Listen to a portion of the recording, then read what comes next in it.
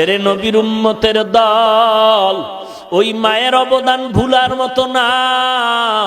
জানা অজানা ভাবেও যদি কোনো ভুল করে থাকো, ওই মা বাবার থেকে দোয়া নাও, তাড়াতাড়ি ক্ষমা চেয়ে নাও, আল্লাহর কাছেও ক্ষমা চাও রে ভাই।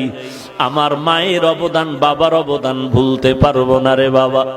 মাঝে মাঝে মায়ের সন্তানের মারে শাসন করার জন্য, কিন্তু দেখছো মাঝে মাঝে সন্তানের মায়ে মারার পরেও কিন্তু মা ঘুমাইতে পারে না।